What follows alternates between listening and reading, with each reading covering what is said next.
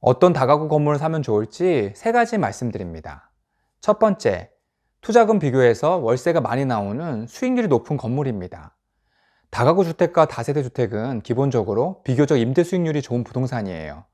매달 월세를 받는 대표적인 수익형 부동산인데, 비슷한 가격에 비슷한 대지 면적에 비슷한 높이로 지어진 육안으로 보면 거의 똑같은 주거용 건물이라도 내부의 가구 수에 따라서 수익률은 많이 달라집니다.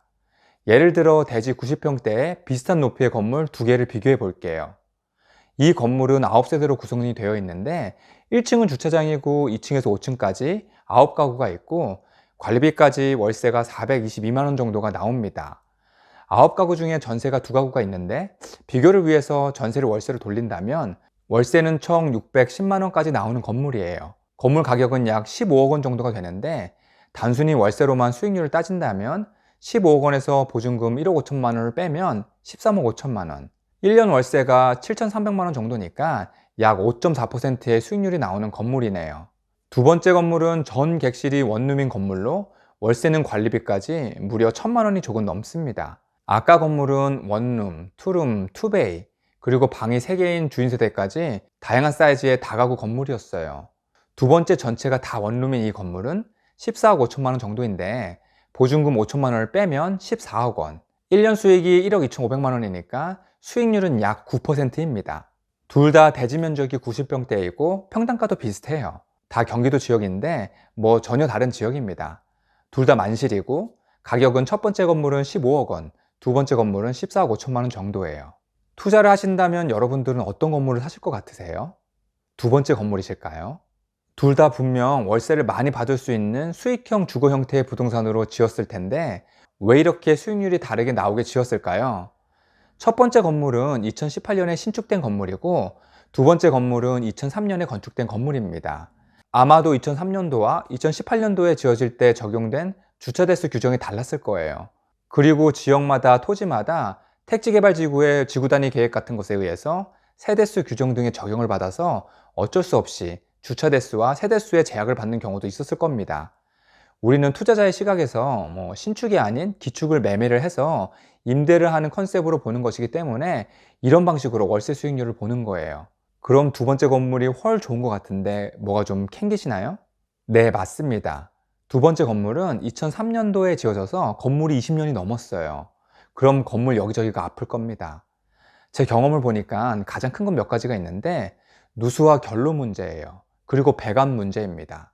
누수는 옥상과 건물 외벽에서 크랙이 가서 물이 스며들거나 위층의 배관이 손상이 가서 아래층으로 새는 경우가 대부분이에요. 그런데 옥상 누수 공사도 하고 배관 설비 등을 잘 고치는 건물 주변의 설비업체랑 관계를 잘 맺어서 보수 공사를 해주면 됩니다. 그리고 보일러도 노후되면 순차적으로 문제가 와요. 수익률이 높으면 처음부터 임대료의 일부를 이러한 보수공사비로 경비로 잡아서 계산해서 염두하시면 됩니다. 또는 건물 매입 전이나 후에 추가 비용을 들여서 노후도 문제를 좀 해결하는 방법도 있어요. 예를 들어 두 번째 건물을 2억 원 정도를 들여서 보수를 잘 한다면 16억 5천만 원이 원가로 된다면 그래도 7.6%의 수익률입니다. 참고로 건물을 살 때에는 취득세, 중개수수료, 법무 등기 비용 등이 드는데 그건 건물가에 포함된 가정하에 계산을 해본 것이에요. 또 하나 단점이 있다면 가구 수가 많으면 그만큼 임차인을 상대해야 하지만 그것도 관리 대행업체에 용역을 주시거나 전담 공인중개사를 통해서 관리하는 것도 방법이니까 단점 해결은 언제나 대책을 세우기 나름입니다. 수익률이 높으면 그만큼 관리 방법은 생겨요. 두 번째, 인구가 증가하는 지역 아니면 최소한 인구가 빠지지 않는 지역입니다. 공실이 길어지면 높은 수익률은 다 의미가 없어져요. 그리고 너무 오랜 기간 동안 건물 자체의 가격이 오르지 않는다면 그것도 안 됩니다. 인구가 증가를 하거나 최소한 빠지지 않아서 공실이 나면 그만큼이라도 대기 수요가 있는 곳에 다가구에 투자를 하시면 좋습니다. 일자리가 많은 도심이나 공단 같은 공업지역 근처가 좋아요. 서울이나 경기도 지역 수도권, 그리고 광역시 주요 지역이나 대규모 일자리가 들어설 공업단지 등에서 첫 번째 말씀드린 수익률을 따져보면서 투자할 건물을 찾아보시면 됩니다. 기본적으로 서울이나 경기도 주요 지역은 이미 인기가 있기 때문에 수익률이 떨어지는 경우가 대부분이에요. 월세 수익이 아무리 좋아도 건물은 기본적으로 최소한의 인플레이션, 그러니까 연간 3%에서 4% 이상의 가격이 매년 올라줘야 하는데 수도권, 서울에서는 강남과 같이 주요 지역으로 갈수록 건물가는 가파르게 올라요. 밸류맵이나 디스코와 같은 건물의 실거래가를 확인할 수 있는 앱을 참고하시면 지역마다 건물 가격의 추이를 확인할 수 있습니다. 다만 주요 지역으로 갈수록 수익률, 그러니까 투자금 대비 임대료가 적어집니다. 수익률도 좋고 공실도 걱정 없고 건물 가격도 팍팍 오르는 다가구가 좋겠지만 말씀해드린 수요와 공급의 법칙에 의해서 그러한 건물은 거의 없어요. 말씀드린 대로 수익률이라는 것은 건물 가격이 임대료 대비 싸야 하는데 그런 건물은 팔 이유도 없겠지만 특수한 케이스로 설사 있다라고 하더라도 대중에게 알려지기 전에 소진이 됩니다. 그러니 아직 가격이 고점에 가 있지 않는 지역의 건물을 자주 찾아보시고 중개사에게도 구체적으로 구매 의사를 알려서 매물을 정기적으로 받아보시는 것이 방법이에요.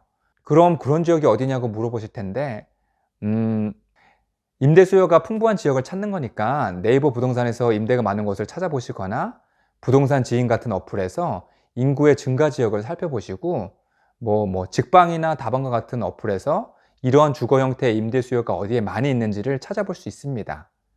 그리고 최근에 나온 반도체 클러스 개발 호재 지역이나 GTX 정차역 주변, 일자리가 더 생길 공업지역 근처의 지역에서 주거용 건물 매매를 하시는 중개사를 찾으셔서 매물을 받아보시면 도움이 됩니다. 그리고 경매 물건도 정기적으로 보세요. 경매 낙찰가를 보면 그 지역 다가구 건물의 하방 가격을 가늠해 볼 수도 있고 원하는 가격에 입찰도 할 수 있기 때문입니다. 세 번째, 임장 가서 느낌이 좋은 동네의 다가구 건물입니다. 내가 살고 싶은 지역은 다른 사람도 살고 싶어 해요. 주위에 편리한 인프라가 많거나 저녁에 너무 어둡지 않도록 가로등 같은 것이 잘 되어 있는 것 같이 임차인의 위치와 월세를 파악하고 마지막 결정을 하게 되는 정서적인 면을 보시면 됩니다. 저도 많은 건물의 사례를 봐왔지만 건물에 들어가는 입구가 구조상 너무 어둡거나 외지거나 하면 아무래도 동일한 조건이면 임대 경쟁력이 떨어져요. 느낌이 좋은 동네의 건물을 찾는다는 의미는 실제 임장은 필연적이라는 겁니다. 시간이 들지만 많이 보면 볼수록 좋은 건물을 분별할 수 있는 눈도 생기는 것은 당연한 이치예요.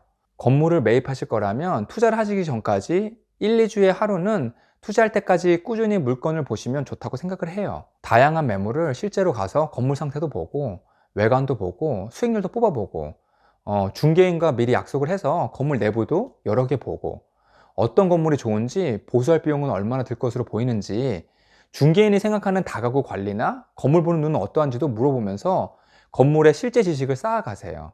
다가구 건물 전문 중개사님은 웬만한 것은 다 알고 있습니다. 중개사님과 연결된 대출 가능한 은행도 물어보시고 동네 얘기도 들어보고 한다면 그 동네의 느낌을 아실 수 있어요. 좀 친해지고 실제 매수인으로 인식이 된다면 당장은 아니더라도 좋은 물건이 나오면 남들보다 먼저 소개를 받을 수 있습니다. 느낌 좋은 동네와 건물의 상태는 확실히 실제 임장을 통해서만 알게 돼요. 말씀드린 첫 번째 수익률이 높은 건물은 가구수가 많고 구축 건물의 가능성이 많기 때문에 어느 정도의 노후화와 어느 정도의 추가 예산이 필요할지 임장을 가면 확인이 가능해서 수지 분석 면에서 실제 투자 시 큰 고려사항이 됩니다. 그리고 두 번째로 말씀드린 일자리가 많은 인구 증가 지역임을 체감할 수도 있어요. 실제 인구 증가는 안 되고 유지만 되더라도 그 건물이 위치한 동네의 인프라를 눈으로 확인하더라도 공실의 위험을 가늠할 수 있습니다. 당연히 일반적으로 중개사분들의 이야기는 걸러 들어라 라는 말이 많이 있긴 한데 걸러 듣더라도 일단 실제 정보를 듣는 것이 우선입니다. 그러니 임장을 가셔서 확인해 보시길 바래요. 그 밖에 다가구와 다세대의 차이, 개인과 법인의 세금 이슈, 개개인마다 다른 자금력과 금융이자 비용의 차이가 투자에 사실 영향을 많이 미칩니다. 그리고 또 건물 관리에 호불호가 갈릴 수 있고 또 중요한 기대 수익과 수익을 내는 기간, 그러니까 도전적인 차익형 부동산이 좋을지 아니면 이러한 수익형 부동산이 좋을지 고려사항은 나이에 따라서도 또 다르기 때문에 더 자세한 이야기는 기회가 되면 다른 영상에서 다뤄보겠습니다.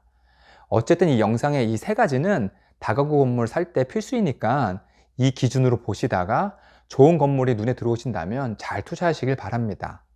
오늘도 이 영상으로 구독자분들의 좋은 부동산 자산 형성에 도움이 되시길 바라요. 영상 끝까지 봐주셔서 감사합니다. 행복한 하루 되세요. 조금이라도 도움이 되셨나요? 구독과 좋아요는 다음 영상을 만드는 것에 큰 도움이 됩니다. 지속해서 좋은 영상 올려드리겠습니다. 감사합니다.